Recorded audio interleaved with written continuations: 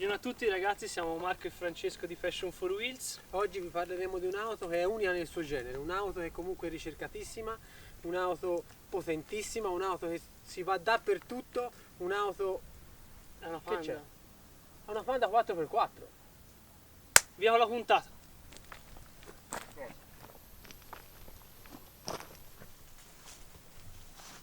Questa è la vera Panda, la Panda 4x4. Questa è potenza pura. Con questa si può andare dappertutto. Ancora? È una Panda. Via, andiamo, te lo dimostro.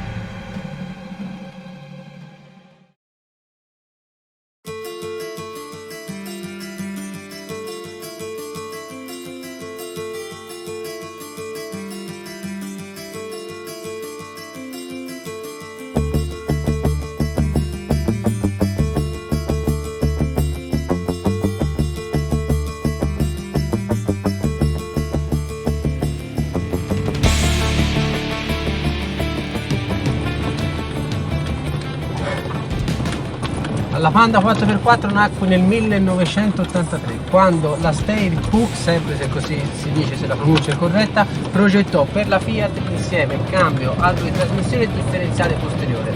Mentre per quanto riguarda il motore era un 1000 con 48 cavalli derivato dall'auto Bianchi a 112.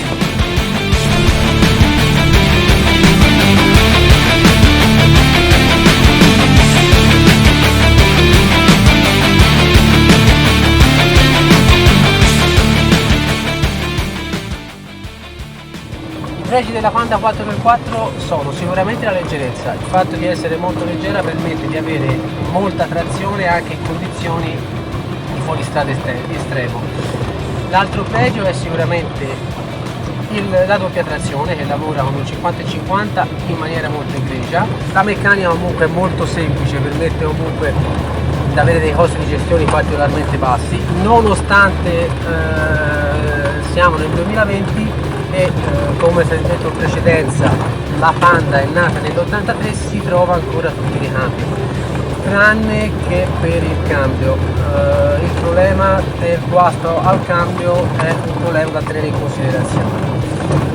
Questo grazie a quante ne sono state vendute e quante ce n'è ancora adesso risulta cadà, e grazie al fatto che comunque in circolazione soprattutto in Italia e nei paesi dell'est ce n'è veramente tante. Per quanto riguarda i difetti, la Panda di serie non aveva le ridotte e quindi ovviamente questo cosa comporta? Nel fuoristrada estremo si possono trovare delle difficoltà, insieme al fatto che le gomme sono di dimensione ridotta e quindi anche questo in casi di solchi molto profondi si rischia di rimanere bloccati. Altri difetti, se ti viene qualcosa in mente? Altri difetti... ecco, invece un difetto, un pregio è quello di avere una Panda 4x4 e in momenti particolarmente critici riuscire a tirar fuori da situazioni impossibili Jeep decisamente più importanti. Esatto. Di quello è la Panda. Queste Anche... sono le vere soddisfazioni dalla Panda. Esatto, anche online si trovano un sacco di video in cui la Panda tira fuori SUV in difficoltà e questo è un grosso pregio ed anche una bella soddisfazione, sì.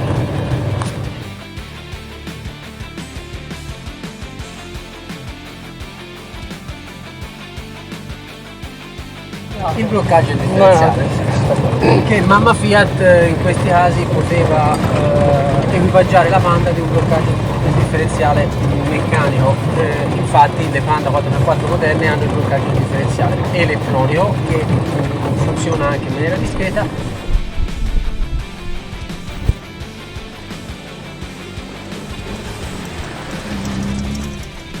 Basta annoiarvi con la teoria, passiamo alla pratica. Yes, io voglio sapere tutto di questo particolare modello che ha delle piccole modifiche perché sono state fatte, eccetera eccetera. Diciamo le modifiche sono state fatte per ovviare a quelli che erano i difetti, diciamo, della Panda 4x4 stock. In poche parole, sono state montati pneumatici più grandi con le ruote da 14 anziché di 13.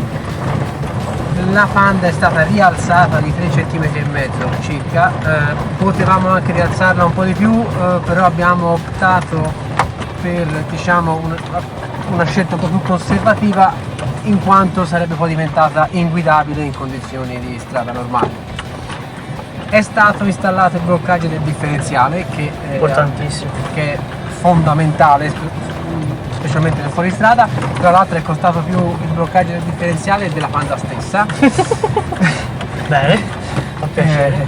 È stata un po' una pazzia, ma insomma ne è valsa la pena. Ha premiato. Ha premiato, Bene. specialmente in situazioni alquanto impegnative. Il motore non è più quello della Panda, ma è quello della tipo 60 cavalli, quindi abbiamo incrementato un pochino la potenza, anche se comunque alla fine è sempre una Panda e sono sempre 60 cavalli. Sono stati accorciati i rapporti al cambio, tutti, questo perché non essendoci le ridotte abbiamo deciso di accorciare tutti i rapporti. Infatti diciamo la velocità di crociera è di 60 all'ora, quindi alle folle velocità di 60 all'ora figlia un'ansia e niente, bene o male questo è quello che è stato fatto. Hai qualche curiosità da chiedermi?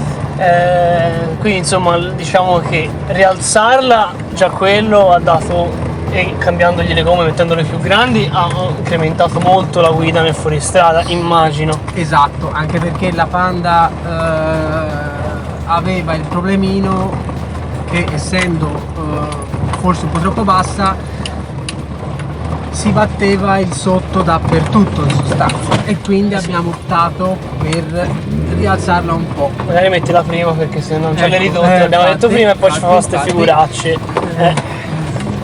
Non sono un pilota da fuoristrada, Ah, perché sei pilota da gara? non sono un pilota neanche da gara, ma quelle sono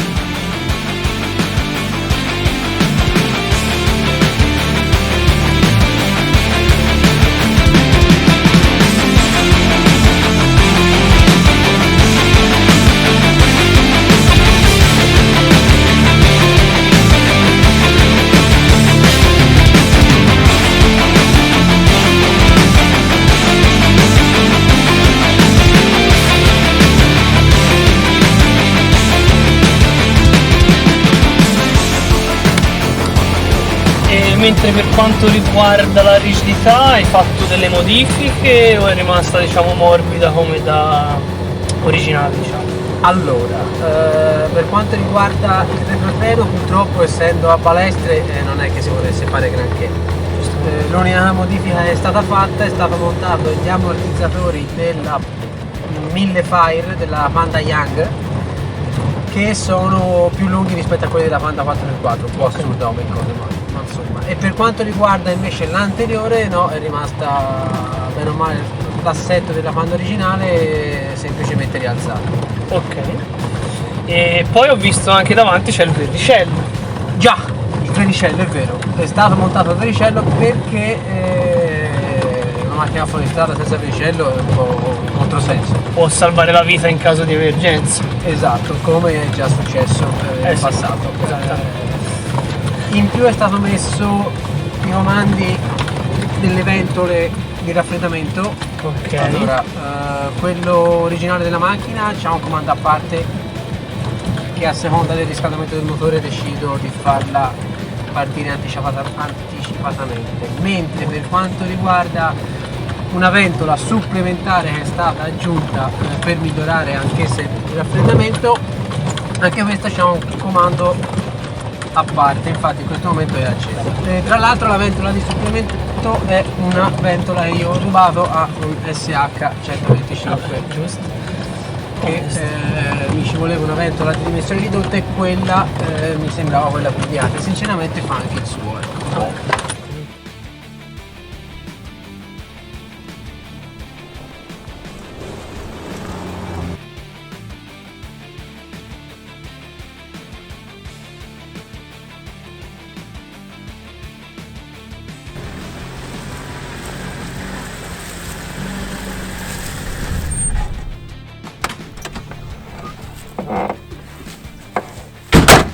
Visto? Che ti avevo detto?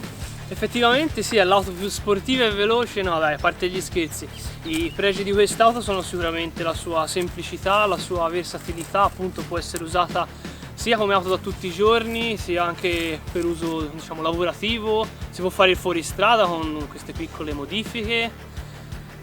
Bene o male la Panda, tutti i nonni d'Italia ne hanno avuto una, chiunque Effettivamente. è stato, si è fatto coinvolgere dal mondo Panda. Sì.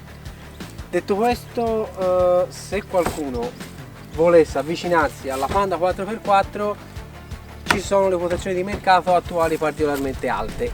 Una Panda delle ultime ci si aggira intorno a 4.000-4.500 euro all'incirca, se si considera che l'ultima è stata venduta attorno a 10.000 euro